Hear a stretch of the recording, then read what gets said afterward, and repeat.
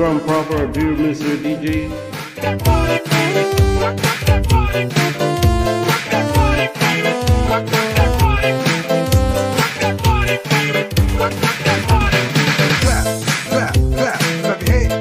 Okay, Jude, start mo ng ating background music.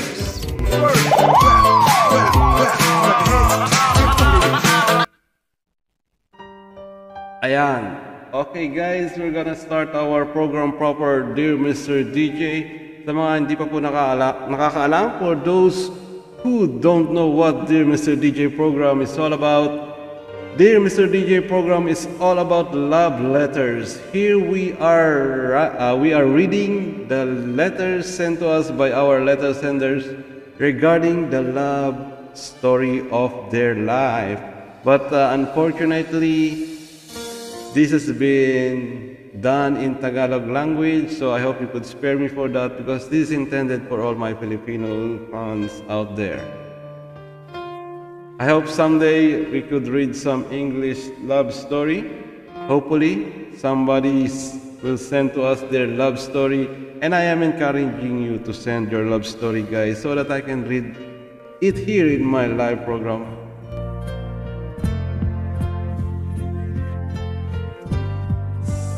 Cody Smith, thank you for joining me and thank you for following me. By the way, guys, this live stream of Dear Mr. DJ program is happening every Saturdays and Sundays from 9 p.m. to 10 p.m. Dubai.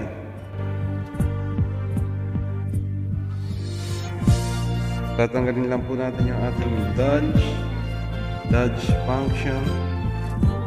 Tapos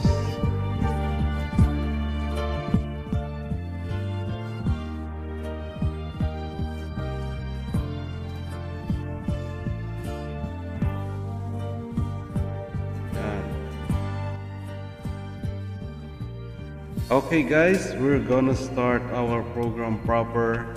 Just I have said, we will be reading the love story of our letter sender about the love story of their life.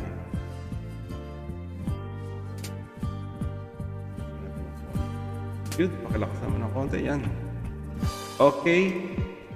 So guys, welcome again, once again to my live program, Dear Mr. DJ. And thank you for those who have entered my live stream. I hope you like this program as much as most of my followers do. So again, we're gonna read a love story of one of our letter senders. And our letter came from Marie. Yes, Marie. We're gonna read the love story of Marie. Okay, let's start. Dear Mr. DJ, just call me Marie, not my real name. I'm 34 at isa akong OFW dito sa Middle East. Nagwo-work ako as sales representative sa isang electronic shop. May asawa ako at 2 anak na sa Pinas. Ang mga unang taon ko sa abroad ay sobrang na-homesick ako. Pero dahil sa pangarap kong umayos ang buhay namin, nagtiis ako. Sa loob ng 4 na taon ng pagtitiis na malayo sa mag-ama ko, nakapundar kami ng sariling bahay at maliit na sari-sari store.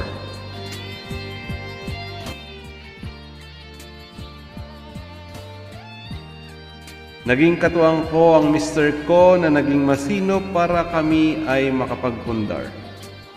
Mabuti siyang asawa at ama sa mga anak namin. Wala kaming problema, Mr. DJ. Ang problema ko ay may nakilala akong lalaki na kasama ko sa flat na aking tinutuluyan. Kung familiar kayo sa setup ng accommodation ng mga OFW sa Middle East, sa isang flat maghahati-hati kayo ng bayad sa renta. Isa si Brian sa mga nagre-renta sa kabilang kwarto, katabi lang ng partition room ko. Sa una, hindi kami halos nag-uusap dahil medyo suplado siya. Na-curious ako sa personality niya kaya ako ang unang nakipagkaibigan sa kanya. Hanggang nagkapalagayan kami ng loob. At minsan, nung nagkataong pareho kaming day off, nagkayayaan kaming manood ng movie sa room niya. At sa hindi sinasadya,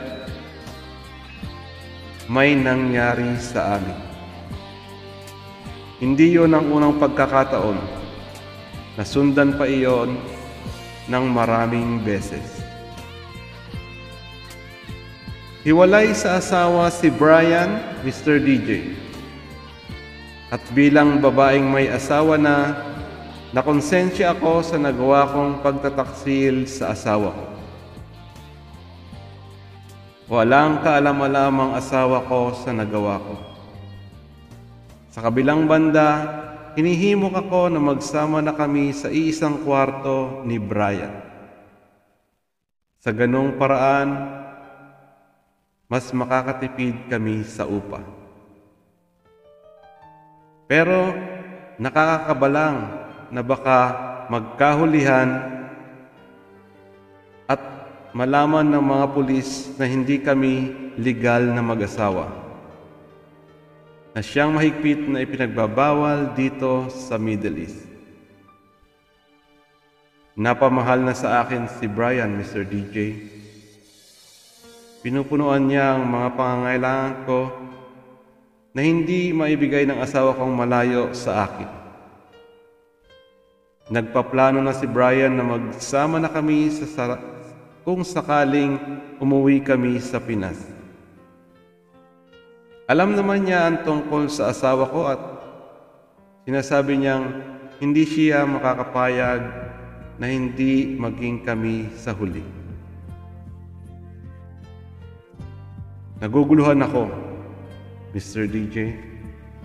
Sa ngayon, medyo nawala ang pagmamahal ko sa asawa ko. Pakiramdam ko mas mahal ko na si Brian. Please, pakipayuhan ako sa kung ano ang mabuti kong dapat gawin. P.S. Napapayag ako ni Brian na magsama na kami sa isang kwarto sa flat na inuupahan namin. Hindi nga lang ako mapakali dahil anytime pwedeng may mag-report sa amin at baka hulihin kami. Love, Marie. So ayan, natunghayan po natin ang love story ng ating isang letter sender na nagngangalang Marie. Yan. Thank you, Marie, sa pagpapadala mo ng iyong letter sa aking social media account para dito sa ating Dear Mr. DJ program. Yan. Bigyan natin ng konting payo si Marie sa kanyang medyo masalimuot na mundo. Ayan. Good evening sa ating mga followers sa lahat ng aking mga social media account at lalong-lalo na sa iyo, Marie. Yes, salamat sa pagsubaybay mo dito sa aking segment na Dear Mr. DJ. Medyo may pagka-komplikado talaga ang sitwasyon mo sa ngayon, Marie. Una ay talagang mangangamba ka dahil anytime ay pwede kayong mahuli ng mga pulis dyan sa Middle East. Dahil mahigpit na ipinagbabawal dyan ang pagsasama ng lalaki at babae na hindi mag-asawa o hindi kasal. Maaaring magdulot pa sa iyo ng mas malaking problema kapag kayo ay nahuli. Masasabi kong mali ang ginagawa mo sa ngayon dahil ikaw ay pamilyadong tao na. At ang totoong pinunta mo naman dyan sa bansang iyan ay para sa iyong pangarap na mapabuti ang buhay ninyo ng iyong pamilya.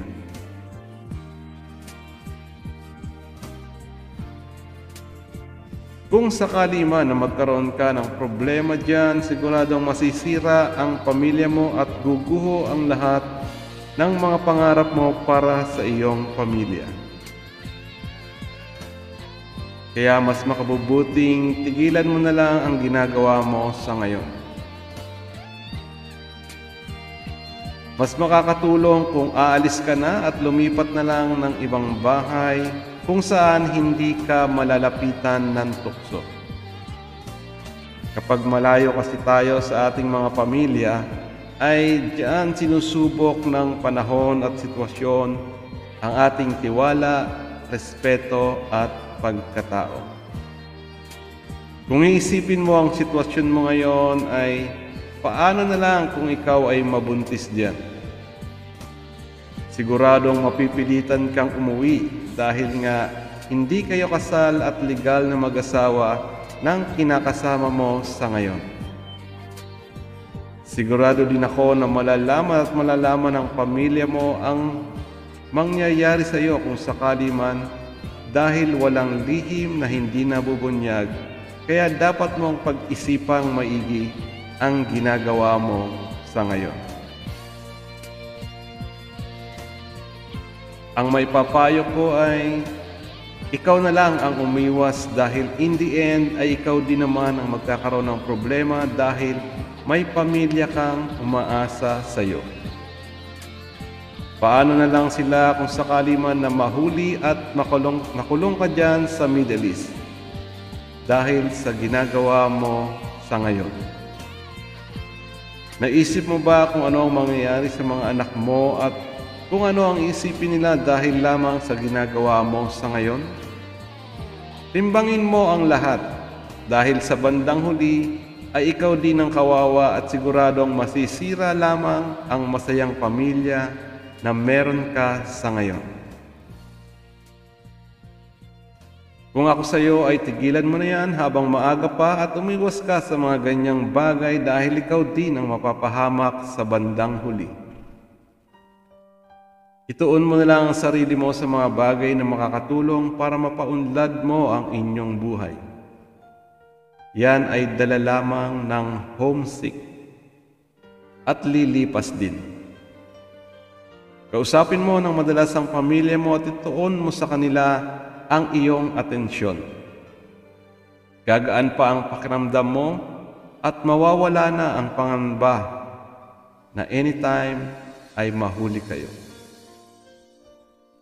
Mas maganda kung magsimba ka, magdasal, humingi ng tawad sa Panginoon sa mga nagawa mong kasalanan at hingin sa Kanya na liwanagan ang iyong isipan sa mga bagay na ginagawa mo sa ngayon. Makakatulong ito para maibsan ang dinadala mo sa ngayon at maliwanagan ang iyong isipan sa mga bagay na mas mahalaga para sa iyo at sa iyong pamilya. Muli, Marie, maraming salamat sa iyong pagsubaybay at sana'y nakatulong sa iyo ang mga payo kong ito para maliwanagan ang isipan mo sa mga ginagawa mo sa ngayon at gumaan ang iyong nararamdaman sa mga bagay-bagay ukol sa iyong buhay. So guys, yan po, natunghayan natin ang isang kwento na naman ng isang buhay pag-ibig sa ating segment na Dear Mr. DJ. Sana po ay naibigan ninyo ang ating story.